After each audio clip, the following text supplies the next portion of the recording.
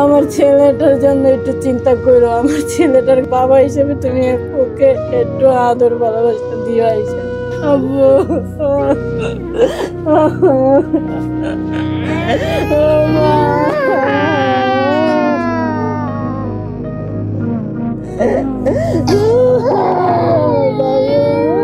একটা ছেলে, আমরা ক্লাসমেট ছিলাম, এক সময় দেখা গেছে ও আমাকে ফ্রেন্ড রিকোয়েস্ট পাঠায়, তো অ্যাকসেপ্ট করার পর তখন থেকে ওর সাথে আমার সাথে কন্টিনিউ কথা হইতেছিল, কথা বলতে বলতে একটা রিলেশন হয়ে গেছিল। তো এভাবে যখন সম্পর্কটা যখন আমাদের মোটামুটি মানে ভালো সম্পর্ক, মাঝে মধ্যে দেখা হয়, ঘুরে ফিরি আমরা এইভাবে, তো ভালোই চলতেছিল, কোনো সমস্যা ছিল না 20 সাল পর্যন্ত।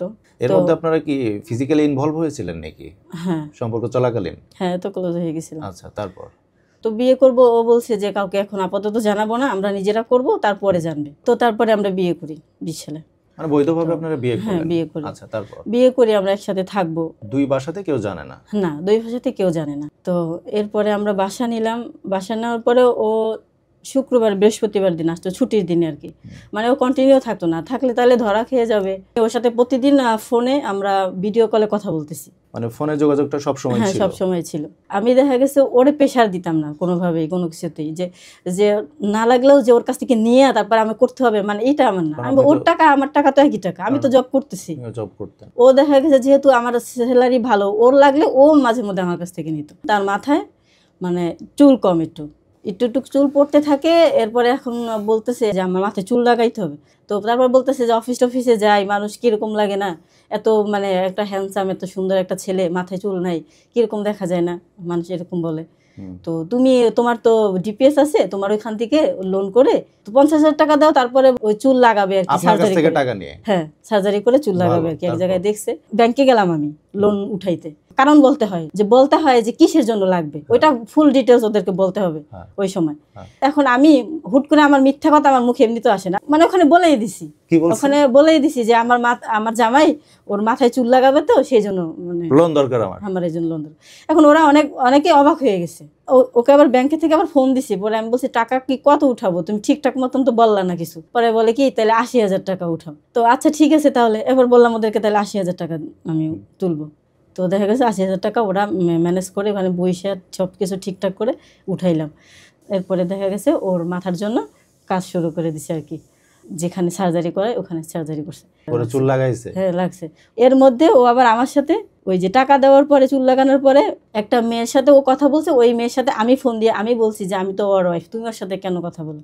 ওই মেয়ে আবার ওকে বলে দিছে, কমপ্লেন করছে। হ্যাঁ, কমপ্লেন করছে, বলে এই দিল প্যাস লাগাই। এখন ও আমাকে ফোন দিয়ে ইচ্ছা মতন গালাগালি। এখন আমি চিন্তা করতেছি টাকা দেওয়ার পরে এখন কি ইচ্ছা করে কি ঝগড়াটা লাগাই কি আমার সাথে যোগাযোগ করা বন্ধ করে দিল, যে এখন তো চুল লাগানো শেষ, টাকাও নেওয়া শেষ, এখন যোগাযোগ করতেছে না। কিছুদিন গেছে, এরপরে দেখা গেছে আবার মানে ঠিকঠাক কথাবার্তা বলতো আর কি, বাসায় আসতো।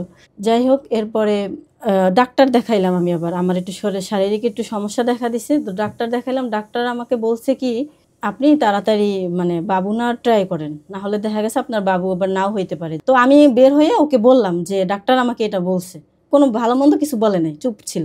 তো যাই হোক, আমি তো এটা মাথায় রাখছি। ডাক্তার ওষুধগুলো খাওয়ার পরে পুরো 1 বছর চলে গেল। 1 বছর যাওয়ার পরে এরপরে আমি মানে কনসেপ্ট করলাম, মানে টেস্ট করাই শিওর হইলাম, তারপরে বললাম আর কি যে আমি এরকমের কনসেপ্ট করছি। তো এইটা বলার পরে ওই মুহূর্তে মানে ওইটা ও নিজে মানে মরবে নাকি আমাকে মারবে না কি করবে, দেওয়ালে পাশায় নিজের একটা হাত লাগাইয়া মানে দেওয়ালে নিজেই ঘুষি দিয়া নিজেরই হাত। তো এইটা শোনার পর এখন আমাকে এখনই ডাক্তারের কাছে নিয়ে যাইতে বলতেছে। আমি বলছি ডাক্তারের কাছে নিয়ে যাবো কেন, আমি তো ইচ্ছা করে কনসেপ্ট করছি, আমরা তো বাচ্চাকে নিব না, তোমার এর আগে বললাম। এইটা বলার পরে ওই রাত্রে ও মারামারি শুরু করে দিছে আমার সাথে, আমাকে পেট পাছায় লাথি মারছে। তারপরে বলছে যে আমি আর জীবনেও আর তোর বাসায় আসবো না। এরপরে ও বাসা থেকে চলে গেছে 11:30 বাজে। বসে আছি, মানে কি করব বুঝতেছি না। এর মধ্যে দরজা নক করতেছে, জানি কি আবার আসছে। এরপরে দরজা খুলে দেখি ও আসছে। ও আইসা মানে আমার ব্যাগটা লাকেজটাকে যা আছে সব কিছু বাই করে কাবিনের ওই কাগজটা খুঁজতেছে। তখন আমি বলতেছি ওই কাগজ দিয়ে তুমি কি করবা, এখন ওইটা নিতে চাইতেছে, কোনো ডকুমেন্টস রাখবে না, এখন ওইটা খুঁজতেছে। আমি ওর মানে পাটা মানে জড়ায় ধরে বলতেছি তুমি একটু স্থির হও, একটু শান্ত। আমি তো জানি ওর অনেক রাগ বেশি, তো ও দেখা গেছে আমার রাগ উঠে গেছে, পরে বুঝাইলো হয়তো বুঝবে। এই জন্য আমি ওর পাটা জড়াই বলতেছি কি তুমি একটু শান্ত হবে, আমার কথা শোনো। তুমি যদি বাচ্চার যদি ভরণ পোষণ না দিতে চাও, হ্যাঁ তুমি এখন যেরকম আছো তুমি তখন সেরকমেরই থাইকো, কোনো সমস্যা নাই, কিন্তু বাচ্চাটা আসবে ভিতরে। তুমি একটু স্থির হও, এত রিকোয়েস্ট করছি ওই দিন আমি ওর একটু শান্ত করার জন্য, ও শান্ত হয় নাই। এরপরে ওকে আমি এটা বলছি যে ঠিক আছে পরে আমরা ডাক্তারের কাছে যাব, তুমি স্থির হও। তারপরে স্থির হয়েছে, সে বাসায় ছিল। বাসায় থাকার পর সকালবেলা ও ডাইরেক্ট আমারে বলে যে পেট যে বাজাইছো, ওটার জন্য কি করবি, ডাক্তারের কাছে কবে যাবি, আমাকে এরকম বলছে, কত টাকা লাগবে, এইভাবে বলতেছে। আপনি তখন কয় দিনের প্রেগন্যান্ট? তখন 4 মাস, 4 মাস এরকমের। পরে আমি ভাবছি কি যে গেলেই তো আর অপারেশন করে ফেলাইতে পারবো না, আমি যদি না চাই, কোনো হসপিটালে তো আর এটা নিবে না। তো আমি রাজি হইলাম, রাজি হয়ে এরপরে আমরা গেলাম। ওইখানে যাওয়ার পরে ওখানে করাই ওইটা, আমার তো আসলে এটা জানা ছিল না যে ওইখানে ওরা গেলার সাথে সাথে যে রাজি হয়ে যাবে ওরা, আমি এটা বুঝতে পারিনি। তো যাই হোক ওখানে কিছু পরে ডাক্তাররা মানে সাথে সাথেই মনে করেন যে 10,000 টাকা লাগবে, টাকাও দিতেছে, রাজি হয়ে গেছে। এরপরে আমি অনেক ওইখানে অনেক কি করে চিল্লাচিল্লি করে আমি বলি আমি বাচ্চা কি কোনো কিছুতে আমি নষ্ট করবো না। এরপরে ওইখানে আমাকে আমার একটা খারাপ কথা বলছে আর আমাকে পিঠ পর্যন্ত মন জোরে একটা দিছে। এরপরে ওইখানে ছেলেরা ছিল ওইখানে, পুরো হসপিটালটা এখন জানাজানি হয়ে গেছে এই ব্যাপারটা, যে আপনি চাচ্ছেন রাখতে, সে চাইতেছে। আমি ওইখান থেকে মানে পলায়ে আসার মতন অবস্থা, আমার বাসায় আসছি। এরপরে দিক দিয়ে আমি 7 দিন পলায়ে থাকছি। তারপরে আমি ওখান থেকে বাসা ছেড়ে আমি মহাখালীর দিকে আসছি। এরপরে অনেক মানে গালাগালি করতেছিল যে এই বাচ্চা আমার না, এই বাচ্চা অমুকের, মানে নানান কথা বলা, যাতে আমি নষ্ট করে ফেলি, যাতে এগুলো শুনে। যাই হোক আমি নষ্ট করি না। এভাবে করতে করতে 10 মাস হয়ে গেল। এরপরে দিক দিয়ে আমি, আমার বোন, আমার ভাইরা এর মধ্যে আমার সাথে কেউ কথা বলে না, তারাও খুব রাগারাগি। এসব ব্যাপার জানাজানি হয়েছে পরিবারে, জানাজানি হওয়ার পরে হ্যাঁ তারাও খুব রাগারাগি। আর আপনার দিকে তো বাবা মা নাই, ভাই বোনরা যতটুকু জানছে ভাইরা রাগারাগি, আপনার বোন আপনাকে সহযোগিতা করেছে, একটু সহযোগিতা করছে। আমার বোনই হসপিটালে গেছে, হসপিটালে যায় ওইখানে বাবু হইলো, বাবুরে নিয়ে বাড়িতে যায় ওখানে মামলা করছিল, যৌতুক মামলা। আসামি ছিল ওর মা বাবা আর হচ্ছে ও। দোষ করেছিল আপনার হাজবেন্ড আপনার সাথে, তার বাবা মাকে আসামি করেছিলেন? আসামি করেছিলাম এখন, কারণ তাদেরকে তো আমি জানাইছিলাম। ও আপনি তাদের ফ্যামিলিতে জানিয়েছিলেন আপনি বিয়ে করেছেন, আপনি প্রেগন্যান্ট, এগুলো সব জানিয়েছিলাম। কিন্তু জানানোর পরে খুব তারা রিয়েক্ট করছে যে তারটা সে বুঝে নিবে, আমরা কিছু জানি না। সে তখন পলাতক ছিল? হ্যাঁ পলাতক ছিল, ওর নামে ওয়ারেন্ট ছিল, ও আসে নাই। ওর মা মারা যাওয়ার পরে আমি চিন্তা করলাম যে ওর বাবা এতিমের মতো যায় কোর্টে যায় হাজিরা দেয়, নিজের কাছেও খারাপ লাগে। ঠিক আছে তাইলে ও যদি বাবুকে যদি মেনে নেয় শুধু, তাহলে আমি মামলা উঠিয়ে ফেলবো। জোর করে তো সংসার হয় না। বাবার স্বীকৃতিটা দিয়ে, হ্যাঁ বাবার স্বীকৃতিটা যদি দেয় তাহলে আমি মামলা উঠিয়ে ফেলবো। তো কথা বলার পরে ও রাজি হইলো। রাজি হওয়ার পরে আপোষনামা করছি। হ্যাঁ ও বলছে যে খরচ দিবে বাবুকে, ও বলছে যে ঠিক আছে ওর যাবতীয় যা লাগে সবকিছু আমি কিনে দিব, আর 4,000 টাকা এমনিতে তোমার কাছে থাকবে, তুমি জাস্ট শুধু ওইটা দিয়ে ওর এমনি কিছু লাগলে ওইটা কিনে দিবা।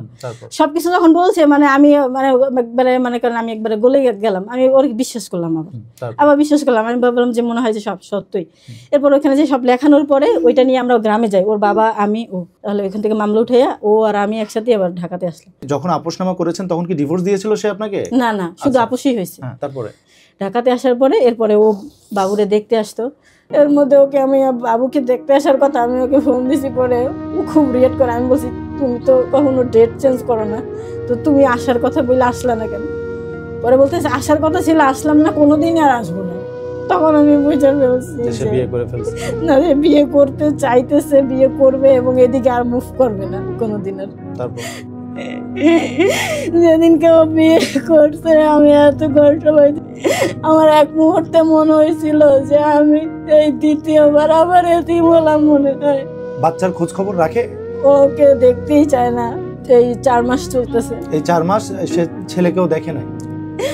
ও মাসে ওই যে কোর্টের অনুযায়ী আমার 4,000 টাকা দিতে, কিন্তু আমি শুধু একটা এই কথা বলতে চাই, টাকাটা দেয় তাও এখন পর্যন্ত সে প্রতি মাসে ছেলের জন্য 4,000 টাকা করে দিতে। এখন আমি ওকে নিয়ে তো একটা জব করতেছি, কিন্তু ওকে বাসায় কোথাও রেখে যায় না, আমার সাথে নিয়ে যাই। ওখানে অনেক সমস্যা ফেস করতে হয়, ওকে নিয়ে অনেক কথা শুনতে হয়।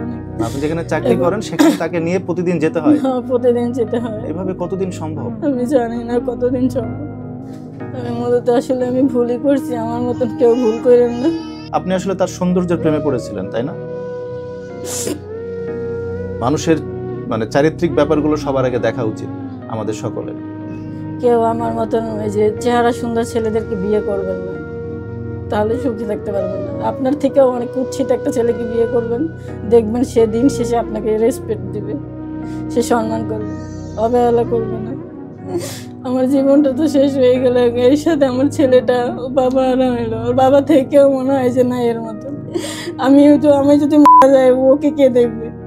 এরকমের সিচুয়েশনে আপনারা কেউ পড়েন না। আমার ছেলেটার জন্য একটু চিন্তা করো। আমার ছেলেটার কাছে ওর বাবা হিসেবে তুমি ওকে একটু আদর ভালোবাসা দিও। ও এমন যেন না হয় যে ভবিষ্যতে তুমি বাবা তোমাকে চিনতেই পারলো না। আব্বু ও মা